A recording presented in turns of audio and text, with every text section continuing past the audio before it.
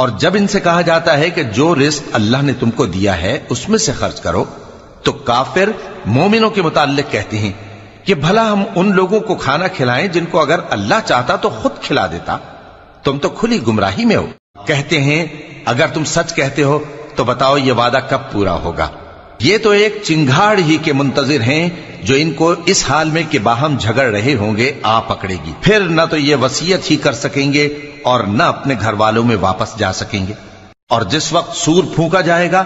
یہ قبروں سے نکل کر اپنے پروردگار کی طرف دوڑ پڑیں گے، کہیں گے ہائے بربادی، ہمیں ہماری خوابگاہوں سے کس نے جگہ اٹھایا۔ یہ وہی تو ہے جس کا رحمان نے وعدہ کیا تھا اور پیغمبروں نے سچ کہا تھا۔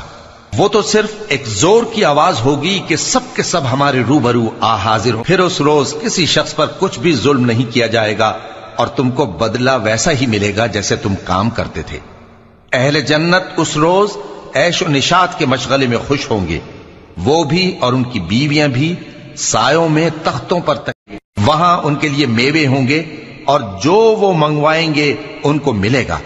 ان کو پروردگار مہربان کی طرف سے سلام کہا جائے گا، اور وہ فرمائے گا کہ گناہگارو تم آج الگ ہو جاؤ،